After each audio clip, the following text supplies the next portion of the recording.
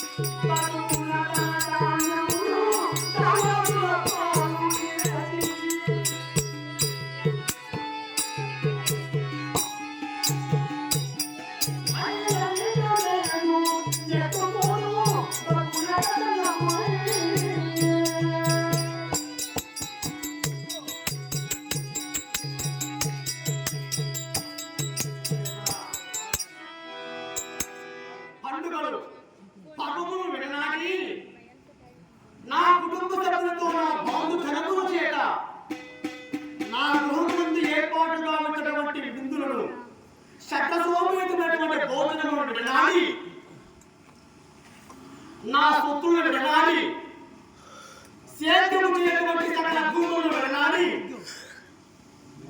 అట్టి బకాసులకు నేను ఏ విధంగా పోతున్నా స్వామి. నా జీవితమంతా నీకు చేసినటువంటి ఫలములను విస్మరించి ప్రతిఫలంగా నన్ను ఆశీర్వదించక, నన్ను అనుగ్రహించక, నాపై కరుణా కటాక్షములు చూపించక నా పట్ల చిన్న చూపు చూస్తుంది కదా స్వామి. అయ్యో ఈ సమయంలో నేను దాచుకున్నటువంటి సొత్తులన్నీ కూడా, ధనములు, ధాన్యములు, సకల సౌకర్యములు, సకల సంపదలన్నీ కూడా నా తర్వాత నా దాయాదుల యొక్క వారి పరము చేసినట్లుగా నన్ను ఈ విధంగా దీవించితివా స్వామి. అయ్యో ఈ సమయంలో మమ్మల్ని రక్షించుకోవడం వారు ఎవరున్నారు?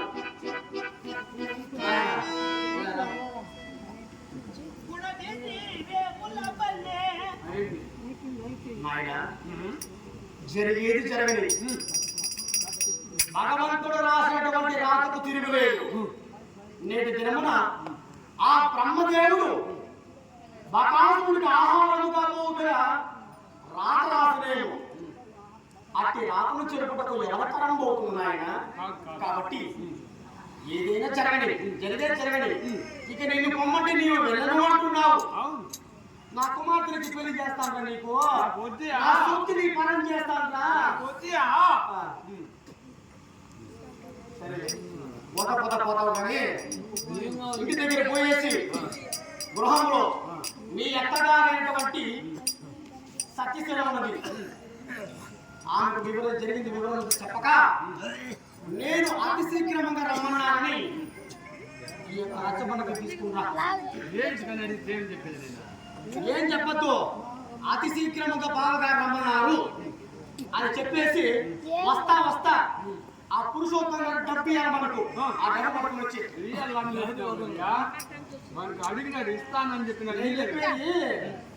మోహన పురుషోత్తమ గారు ఇంకొకడు పక్క ఉండేవాడు,